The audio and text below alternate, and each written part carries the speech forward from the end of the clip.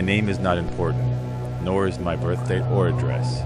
What is important to know is that I was once an ordinary being, just like you. The daily exposure to the horror and indecencies performed by society and the human race as a whole can change a man. It changed me.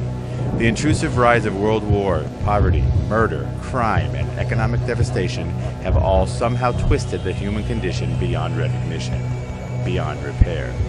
Now, I call this place home, safe within the confinement of these four walls, to share with you another twisted tale of an otherwise ordinary mind.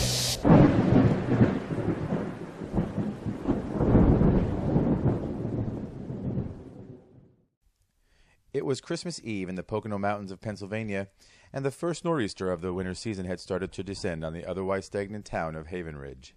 The scarcely populated former mining town was bordered along the mighty Lehigh River. The major attraction that enticed the tourists every winter was the three major ski resorts in the area. The thriving industry accounted for a majority of the employment opportunities and income for the people of Haven Ridge. Just like the native New Yorkers that would flock to Pennsylvania during the fall season to catch a glimpse of the magnificent changing of the leaves, so did the winter bring vacationers from all across the map every season to ski the ultimate trails. The local small business owners took advantage of this profitable time of year by going all out with their holiday festivities. There was everything from extreme ski and snowboard tournaments to ice skate line dancing competitions. The residents of Haven Ridge who didn't live in town or in the nearby city of Kidder Falls most likely resided in the upscale private community of Emerald Hills. The crippling blizzard had families gathering together inside of their homes and in front of the crackling warm fires. The final preparations were in full swing to ensure a plentiful visit from the jolly man in red. The downpour of the snow and ice falling outside continued to accumulate over an inch and a half every hour. The men of the house were found sitting in front of the flat-screen televisions with a couple of neighbors enjoying some microbrewed ales. The women were in the kitchen baking the holiday ham and sweet potato casseroles for tomorrow's feast, and the children helped put the vanilla icing and sprinkles on Santa's late-night snacks. Then it was off to bed in hopes that St. Nick would soon be there. A few days ago, that was exactly what 4-year-old Slater Larson was hoping for, too, instead of the violence, blood, and carnage that lay before him and throughout his parents' lakefront home. The frightened child sat crying uncontrollably at his family's dining room table. His aching fingertips were quickly turning the deepest shade of blue. The heavy ropes that restrained his tiny wrists were beginning to slice into his tender skin. The tears gushing down his face only irritated his most recently inflicted lacerations and bruises. They produced a numbing, painful sting that caused the bound child to wail even more. The salty discharge met with the blood still dripping from his busted lower lip. Slater had been trying unsuccessfully to remove the surgical tape that covered his mouth by biting away at the pasty sealant. The new pajamas that he was wearing, the grown-up ones without the footy, reeked of days-old perspiration and urine. His Aunt Deborah had given them to him as an early Christmas present this year. "You are a big boy now, Slater, and you should sleep like one." The middle-aged woman who came to visit her young sister every holiday season reached into the oversized gift bag and pulled out a second surprise. Deborah handed him the ugliest pair of furry black slippers that the child had ever seen. They were meant to complement his new pajamas. She added insult to injury by adding, "Your cousin Raymond had a pair just like these when he was your age." It was Christmas time, after all, and Slater had only asked Santa for the newest video games for his Playbox 3D. Furthermore, if ugly slippers and superhero-free pajamas were what future Christmases had in store, then he wanted no part of growing up. Slater knew that he could always count on his favorite aunt for stuff when his mom and dad would refuse him. After this year's holiday malfunction, he wasn't so sure. That memory burnt into his mind, played over and over like a worn-out recording of his favorite Disney film, and kept Slater from looking at his Aunt Deborah now. She was at the head of the table where Mr. Larson would have normally sat. Slater's tears continued to blur his vision to the point of blindness. Out of the corner of his swollen eye he could see her lifeless body sprawled over the holiday green tablecloth. Her caramel-colored hair was highlighted with obvious tints of blood red. The freshly painted nails with alternating silver and gold French tips were cracked and broken along with many of her aging fingers. Both of her wrists hung off of the chair. They had been purposely snapped and nailed to each side. Her bloody mouth was still filled with pieces of the Christmas ornaments that had been shoved in and smashed like a hardtack candy. Shards of the shiny thin metal still protruded from her mutilated neckline. He took notice to the red garland interwoven with the white lights that were tightly wrapped around Deborah's neck, mouth, and forehead. Slater couldn't look any more. The grotesque display was too much for his stomach to handle. He was about to turn his head away when he saw something that made him vomit in his mouth. The Christmas angel that sat atop the Larsons' tree every year had been savagely bludgeoned into Aunt Deborah's cranium. He swallowed back his puke and started to feel lightheaded. The events of the past few days, including the intrusion of the unwelcome guests, had him experiencing an intense feeling of remorse over the evil thoughts he had wished upon her earlier. The scared little boy wanted to try and help, but was terribly afraid that the horrifying Santa Claus would come back with his red sack full of knives, needles, and deadly devices. Dr. Larson, your flight has been delayed due to the unsafe weather conditions at Newark International. It's a total whiteout, and LaGuardia is not much better. The National Weather Bureau is calling for snow, ice, and heavy rain all night. They've already shut down the smaller airports, and PennDOT has started to close some of the major highways already. I suggest you hold off flying until morning, sir, the ticket agent suggested. Dr. Colby Larson was returning home from the annual medical conference at the London Academy of Surgeons and Sciences, where he had been this year's guest speaker. It was a 3-day event held every year to educate the top medical experts in their selected field about current improvements being made to modern medical procedures. Colby was the top-rated obstetrician in the tri-state area and the best in vitro fertilization specialist all along the East Coast. He was a highly skilled doctor with over 20 years of experience in his field. He had been published in numerous medical journals along with 2 of his own books. In addition to being a published author, he was a happily married man with a handsome young son and a beautiful wife of 7 years at home. Hidden deep inside this perfect man's closet was a terrible unknown fact. Dr. Colby Larson was an outspoken homophobe and a racist. The soothing voice of Karen Carpenter and her classic tune, I'll Be Home for Christmas, could be heard playing throughout the airport sound system. The Yuletide music was an attempt to calm the thousands of frustrated and grounded flyers who had hoped to be home with their loved ones for the holidays. Jesus Christ, are you kidding me? It's freaking Christmas Eve, and I've got a very excited 4-year-old son and a very pregnant wife who is ready to deliver any day now, waiting for me to tuck them in so that Santa Claus can drop his load of goodies. Colby winked at the agent. There was a hint of sarcasm in his delivery.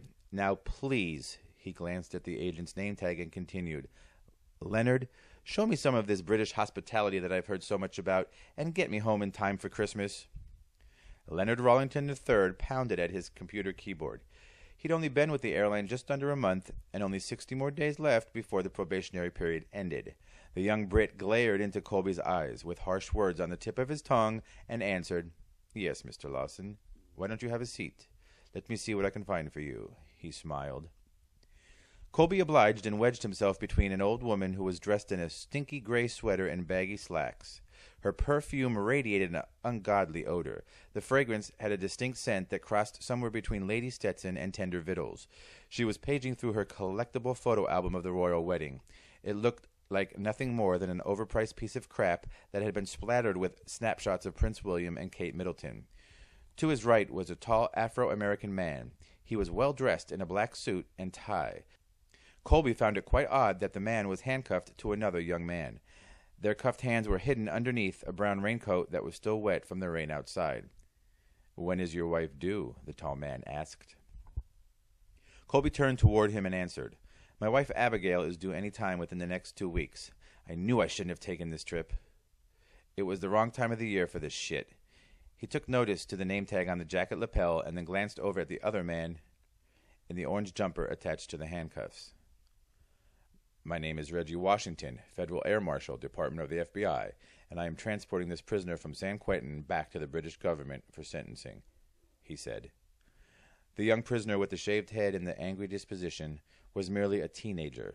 The racist tattoos and the gang scars proved him to be a very disturbed teenager.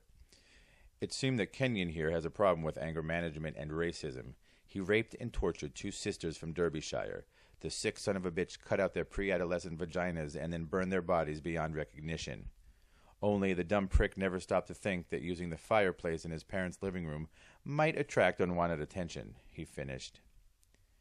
Well, unless you have a secret government jet on that runway able to penetrate this crippling snowstorm, I think the 3 of us are in for a long night, Colby stated. He looked out through the large windows of Terminal B into the dark and rainy nightscape of the London skies. He thought about his son Slater waking up bright and early tomorrow morning and running downstairs to see if Santa brought him the new Playbox 3D game he had asked for. He saw his wife Abby wearing the black satin robe that he bought for her on their honeymoon in Paris, the one with the trim of soft fur along the top. She was in the kitchen brewing a pot of his favorite French roast. Her beautiful smile would light up the room. Colby lost himself to this imagination as the rain continued to fall outside on the tarmac. Actually, Dr. Larson, I might be able to be of assistance. You see, I have a wife and 2 children at home waiting for me as well. As a matter of fact, we just had a bright-eyed bundle of joy ourselves. Her name is Hope. My son will be crushed if he wakes up tomorrow without me there. I made him a promise that I would teach him how to ride the bicycle that he had begged Santa for. Reggie paused for a moment when the announcement declared throughout the airport that all flights had been canceled. Everyone deserves to be with family during the holidays. No one should ever be denied that satisfaction. Don't you agree, Dr. Larson? Colby wasn't quite sure how to answer that question. There had been a few isolated incidents throughout his career where his political and religious beliefs had caused media frenzy whenever they were connected to family planning. Even as recent as the preceding summer when he refused an in vitro procedure to an interracial lesbian couple because of his support of Prop 8. He believed that marriage was a sacred vow between a man and a woman. His ignorance would one day cost him his life. That's what a few of his fellow co-workers, of which a few were gay or lesbian, repeatedly warned him. Instead, he just stared at Reggie Washington, wondering if this was a man whom he could trust. After all, Colby had never told the air marshal his name or that he was a doctor. He just needed to get the hell on that plane and home to the Pocono Mountains. Besides, doesn't the FBI know pretty much everything about everyone anyway? Colby thought to himself. Now follow me. I'll get you home on that secret jet, laughed Reggie. Abigail Larson loved spending the holidays at their lakefront ranch-styled home in Emerald Hills. It offered more of a relaxed feeling in comparison to the everyday hustle of New York City, where she was an instructor and trainer for one of those chain fitness centers. That was until 8 months ago when she found out that she was carrying her second child.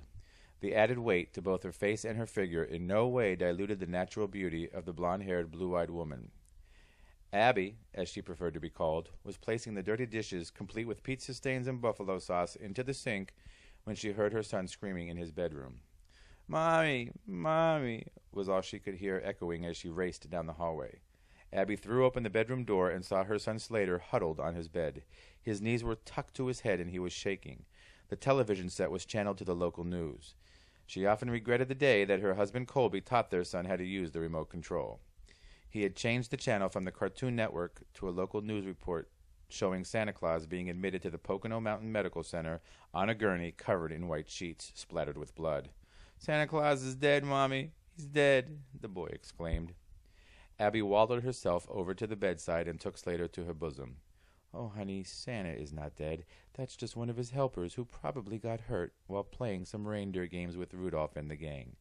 She sat down and wiped the tears from his eyes.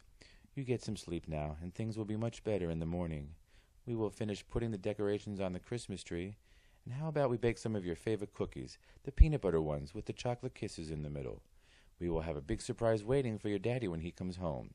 Abby leaned over to pull the comforter up to his neck and was about to gently kiss him on the forehead when she heard the front door slam open. "What was that, Mommy?" the frightened child asked. "It's just the wind, Slater. The weatherman said there was going to be some heavy winds tonight and lots of snow for you to play in over the next few days. You go to bed, baby, and tomorrow we can build a snowman. Mommy will go shut the door, okay?" Abby spoke with a frightened tone in her voice. She hated to lie to her son, but she also knew there was no reason to scare him as well. Abby headed back down the hallway, praying it was only just the wind. "Can I offer you a